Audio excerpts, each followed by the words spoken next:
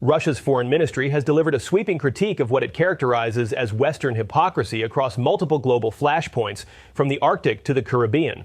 In her regular briefing, spokesperson Maria Zakharova addressed tensions over Greenland, the seizure of a Russian-flagged tanker, threats against Iran, and the detention of Venezuelan leader Nicolas Maduro. Moscow frames these events as proof the West's rules-based order is inconsistent, according to the foreign ministry spokesperson. The briefing comes as several separate disputes are playing out at the same time, according to ongoing official statements and reporting from multiple outlets. U.S. officials have publicly talked up Greenland's national security value, and international outlets report Washington is weighing different approaches. Britain has confirmed participation in the seizure of a Russian tanker. President Trump has threatened tariffs against countries trading with Iran, and international outlets report U.S. forces detained Venezuelan leader Nicolas Maduro. Russia calls it an illegal abduction. The current tension around the northern Danish autonomy acutely demonstrates the inconsistency of the so-called rule-based world order constructed by the West. Zakharova stated, according to Russian Foreign Ministry transcripts, the characterization frames Western actions as contradicting the international legal principles those same governments claim to uphold, according to Moscow's stated position. Moscow is presenting its own counter-narrative to Western accounts of these events, arguing that the United States and its allies are systematically violating international law while accusing others of doing so. This perspective offers insight into how Russia views current global tensions and positions itself in opposition to American-led initiatives, according to the Foreign Ministry's framing. The situation regarding Greenland has drawn particular attention from Moscow, which views the tensions as revealing fundamental contradictions in Western alliance structures, according to Zakharova's statements. She characterized Denmark's historical relationship with the United States in notably critical terms, according to her reported remarks. Shortcomings of Copenhagen's long-standing policy of unconditional submission to the U.S., its senior ally, are plain to see, Zakharova stated, according to Russian Foreign Ministry reports. The characterization suggests Moscow views Denmark as having sacrificed its autonomy in exchange for American protection within NATO structures, according to this framing. The Russian framing positions the current tensions as a natural consequence of Denmark's alliance choices rather than external pressure from non-Western powers, according to Moscow's narrative. Trump has argued Greenland is tied to U.S. national security and invoked Russia and China in his messaging. Denmark and Greenland reject U.S. ownership claims, according to multiple reports. NATO allies led by Denmark have announced troop deployments to Greenland tied to an exercise described as Arctic endurance, according to reporting from European outlets. Moscow characterizes these developments as Arctic militarization that threatens regional stability, according to Russian Foreign Ministry statements. Russia frames NATO's presence in the Arctic as a destabilizing factor rather than a security guarantee, according to Zakharova's statements. This perspective directly contradicts Western narratives that characterize alliance activities as defensive responses to perceived Russian threats in the region. The presence of the North Atlantic Bloc is evidently a destabilizing factor in the military-political atmosphere in the region, Zakharova stated, according to Russian Foreign Ministry transcripts. The characterization presents NATO expansion into Arctic areas as provocative rather than protective, according to Moscow's stated position. Zakharova warned European capitals could face severe consequences if they expand Arctic military activity, according to the Russian Foreign Ministry. Planning to follow the path of Arctic militarization, European capitals should understand that their attempts to escalate the situation in high latitudes and create security threats to a full Arctic community member, of course I am talking about Russia, will have the most severe consequences for them, she stated, according to reports. The warning suggests Russia views Arctic security as an area where it will respond to perceived threats, positioning itself as a legitimate stakeholder whose interests must be respected rather than an adversary to be contained through military presence, according to analysts interpreting Moscow's messaging. President Trump has elevated Greenland to a priority of national security, stating that anything less than American control of the territory is unacceptable, according to his reported statements. Trump has suggested tariffs and has not ruled out force in his public rhetoric. Lawmakers from both parties have pushed back on his approach, according to multiple reports. Russia's foreign ministry addressed these claims directly in response to questions about Washington's stated intentions. Trump, under the pretext of ensuring security from China and Russia, announced intentions to establish control over Greenland, considering it a strategic resource of the United States, the ministry noted in framing a question about Moscow's assessment, according to transcripts. The response challenged the underlying premises of American claims. Neither Russia nor China has announced any such plans. There is no factual information that could confirm them in any way. That's the first point, the ministry stated, according to Russian Foreign Ministry transcripts. The denial directly contradicts American justifications for increased interest in the territory. Some analysts and outlets argue the Greenland push blends security messaging with interest in minerals and shipping routes, according to various reports. Moscow and Beijing respond that they only seek peaceful cooperation in the region and deny plans for territorial control, according to their official statements. Moscow positioned its Arctic interests as natural and cooperative rather than aggressive or territorial, according to the foreign ministry statements. Meanwhile, both Russia and, by the way, recently China say they want to develop relations with this region of the world. For our country, this is natural. Interaction and cooperation are given to us by nature. We are part of the Arctic region ourselves, the ministry stated, according to reports. The framing presents Russian Arctic activities as legitimate engagement by a regional stakeholder rather than expansionist moves by an outside power, according to Moscow's narrative. This contrasts with American characterizations that position Russia as a threat requiring countermeasures in the Arctic. Zakharova also expressed solidarity with China's position on the matter, according to her reported statements. We stand in solidarity with China's position on the unacceptability of references to any activities of Russia and China around Greenland as reasons for the current exacerbation, she stated, according to Russian Foreign Ministry transcripts. The joint Russian-Chinese pushback against Western narratives suggests coordination between Moscow and Beijing in countering American framing of Arctic security issues. According to observers following the relationship, both governments deny that their activities justify American moves toward Greenland while characterizing Western actions as the actual source of regional tensions. Reuters reports the UK provided support as the US seized the Russian-flagged tanker Marinera in the North Atlantic, an operation that has become a significant point of contention between Moscow and Western governments.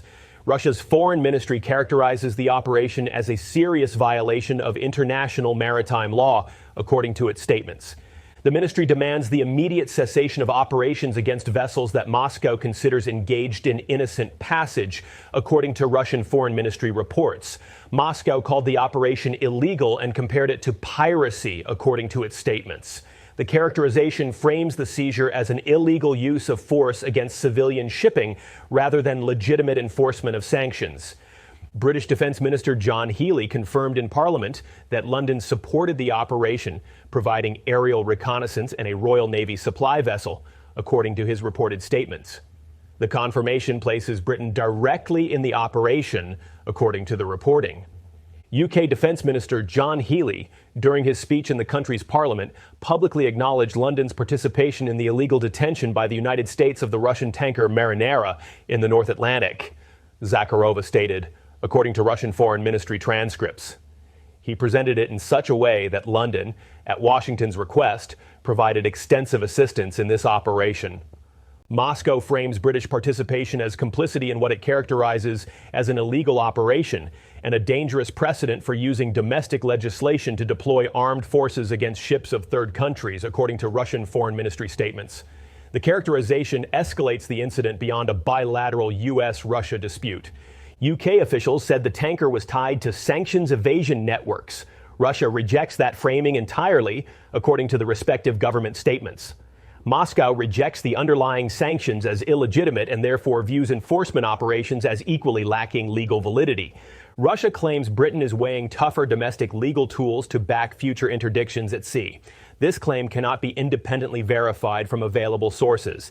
In the context of this incident, London has begun to examine the issue of using the national sanctions law and the 2018 money laundering law as a legal ground to employ British armed forces to detain ships on the high seas, Zakharova stated, according to reports. The warning suggests Russia views British consideration of using armed forces to enforce sanctions at sea as a significant development with potential consequences for maritime security and international law, according to Moscow's stated concerns.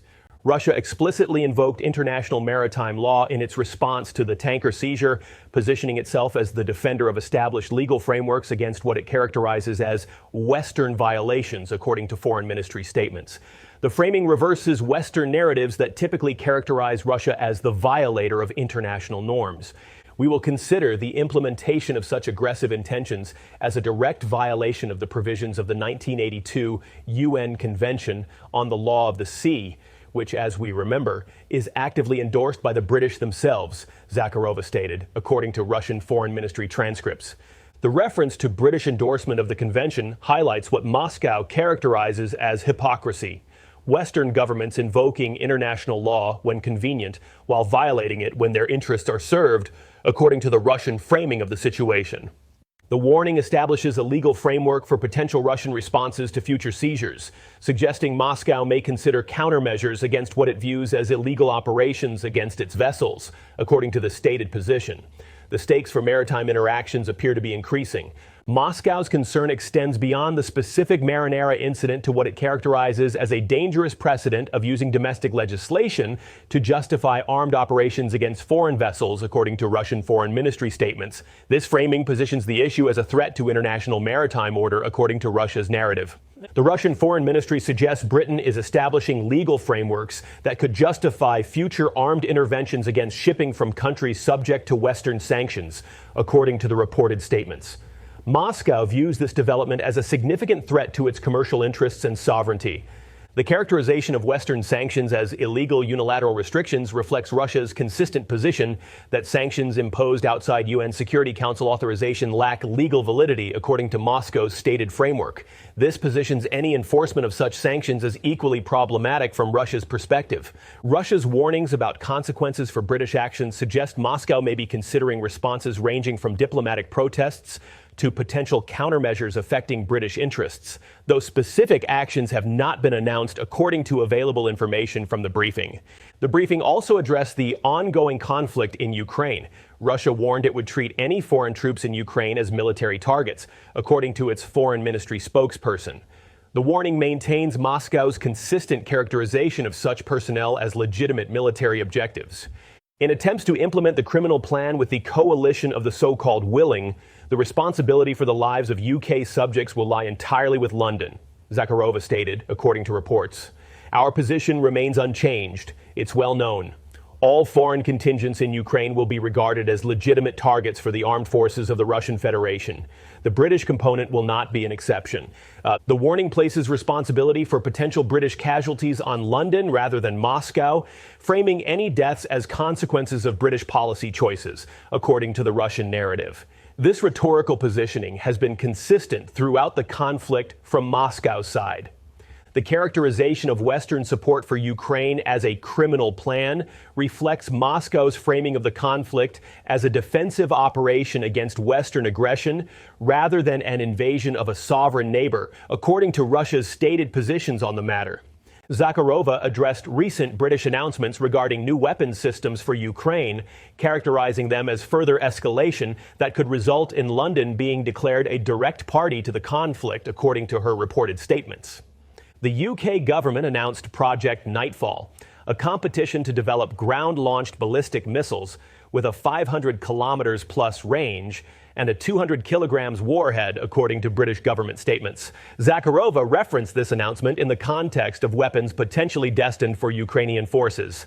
On January 11th, the same John Healey, in the context of countering alleged Russian aggression, announced the development by the British for the needs of the Ukrainian armed forces of new high-precision Nightfall ballistic missiles with a range of over 500 kilometers resistant to electronic warfare, Zakharova stated, according to Russian Foreign Ministry transcripts. The characterization of Russian actions as alleged aggression reflects Moscow's rejection of Western framing of the conflict, positioning Russia as responding to threats rather than initiating them, according to Russia's consistent narrative on the matter. Moscow's warning about Britain becoming a direct party to the conflict represents a significant rhetorical escalation, suggesting potential consequences beyond the current dynamic, according to the Foreign Ministry statements and analysts interpreting Russian messaging.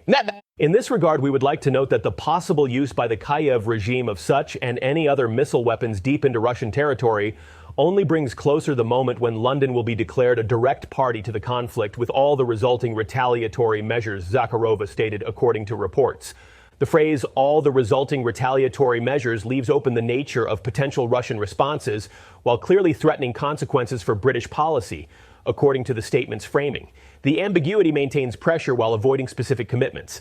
This warning fits within Moscow's broader messaging that European countries are choosing military escalation, assuming risks of Russian retaliation if they enable deep strikes into Russian territory, according to the consistent Russian narrative on Western weapons supplies. The briefing addressed President Trump's recent threats regarding Iran, including announced tariffs against countries conducting trade with Tehran, according to Zakharova's statements. Moscow characterized these threats as illegitimate attempts at economic coercion. Trump said he would impose a 25% tariff on countries doing business with Iran, according to multiple reports. The U.S. is also considering strong options against Iran, including military measures, according to administration statements reported by various outlets. The combination of economic threats against trading partners and military threats against Iran represents what Moscow characterizes as American reliance on blackmail and threats rather than legitimate diplomacy, according to Russian Foreign Ministry framing of the situation. The announcement increases economic pressure and escalation risks in the Middle East, according to analysts following the situation. Regional governments are watching closely to assess potential impacts on trade relationships and security dynamics. Russia's response to questions about American threats against Iran's trading partners reiterated Moscow's long-standing rejection of unilateral sanctions, according to foreign ministry statements. The position frames such measures as violations of international law rather than legitimate policy tools. Russia does not recognize the unilateral, illegitimate sanctions against sovereign countries, as it considers them a gross violation of international law. We have repeatedly mentioned this and continue to adhere to this position, the ministry stated, according to Russian Foreign Ministry transcripts. The characterization of American sanctions as illegitimate and gross violations reflects Moscow's consistent position that only UN Security Council authorized measures have legal validity, according to Russia's stated framework. This position supports continued Russian economic engagement with sanctioned countries. The response directly challenges American attempts to enforce sanctions through secondary measures targeting third country trade, positioning such enforcement as coercion rather than legitimate international pressure, according to Moscow's framing. Moscow explicitly stated that Russian-Iranian economic cooperation would continue regardless of American threats, according to foreign ministry statements. The declaration signals defiance of American pressure and commitment to the bilateral relationship. Russian-Iranian trade and economic cooperation is mutually beneficial. It is not subject to external sanction pressures, the ministry stated, according to reports. Russia and Iran are committed to long-term interaction across various domains, including energy. The emphasis on energy cooperation is particularly significant given Iran's position as a major oil and gas producer and Russia's interest in coordinating energy policies, according to analysts following the relationship between the two countries.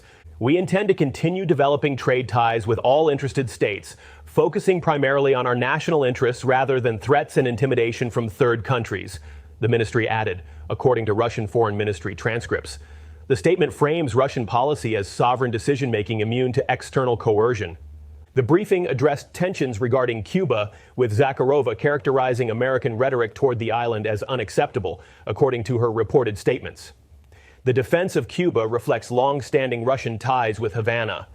We certainly monitor the situation in Latin America and the Caribbean region closely, and of course express concern about the growing tension, escalation, and aggressive rhetoric, including towards our friendly Republic of Cuba, Zakharova stated, according to Russian Foreign Ministry transcripts.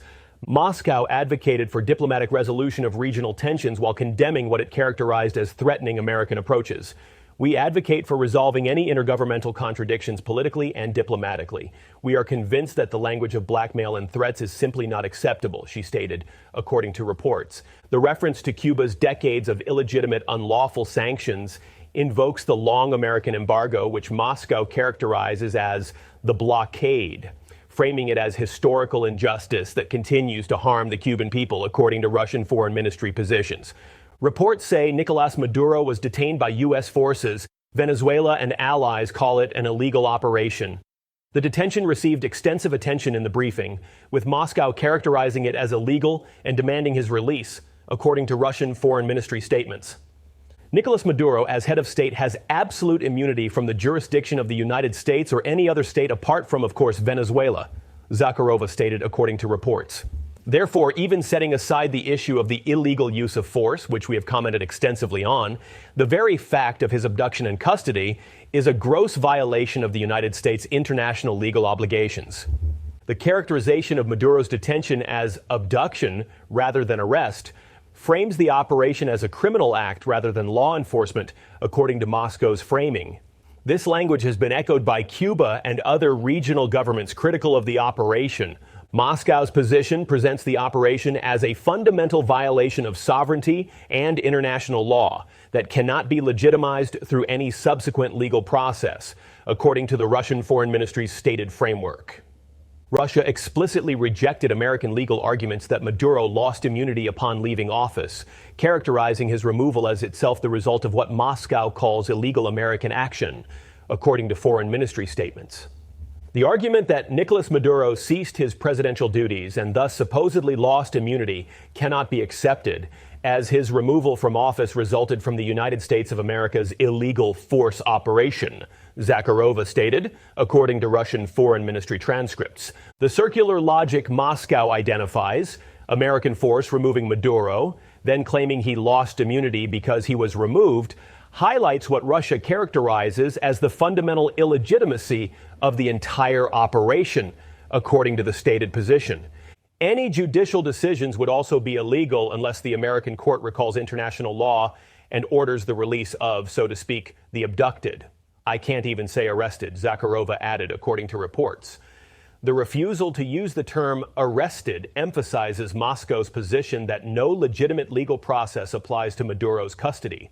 Moscow framed its statements on Cuba and Venezuela within broader concern about American policy toward Latin America and the Caribbean, according to Foreign Ministry statements. The positioning suggests Russia views the region as an area of growing great power competition. The Russian Foreign Ministry's characterization of Cuba as the island of freedom reflects Soviet-era rhetoric that continues to shape Moscow's framing of U.S.-Cuba relations, positioning Havana as a victim of American pressure, according to Russia's long-standing narrative. The defense of Maduro similarly reflects Russia's long-standing support for his government against American pressure, including recognition of his legitimacy during the Juan Guaido challenge, according to Moscow's consistent positions throughout that period and since. We hope that pragmatism and common sense should eventually prevail, the ministry stated regarding regional tensions, according to reports. The call for pragmatism suggests Moscow hopes American policy might moderate, though the tone indicates skepticism about such developments occurring soon.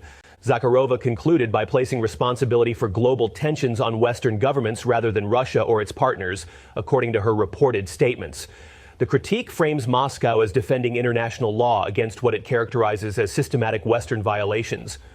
Before blaming others for disagreements among themselves, NATO members and European bureaucrats should first more clearly realize their own responsibility for the deep and rapid erosion of the international legal foundations of the global security architecture, Zakharova stated, according to Russian Foreign Ministry transcripts. The statement inverts Western narratives that characterize Russia as the primary threat to international order, instead positioning NATO and the European Union as the forces undermining global stability, according to Moscow's framing of events. European leaders are not only unprepared to discuss the causes and possibilities of resolving the Ukrainian crisis, but are consistently inclined to torpedo any Russian and incidentally American initiatives to find peaceful solutions to the conflict, the ministry added, according to reports. The reference to American initiatives alongside Russian ones is notable, suggesting Moscow sees potential alignment with certain American approaches, while characterizing European governments as obstacles to peace, according to this framing. The briefing presents Moscow's counter-narrative to Western positions across multiple global issues. From the Arctic to the Caribbean, from tanker seizures to sanctions enforcement, Russia frames itself as the defender of international law and sovereignty against what it characterizes as American-led violations. Understanding Russia's stated positions provides insight into how Moscow views current global tensions and how it may respond to future developments, regardless of whether observers agree with the framing. The consistency of the message that Western governments violate the very principles they claim to uphold suggests this narrative will continue shaping Russian diplomacy.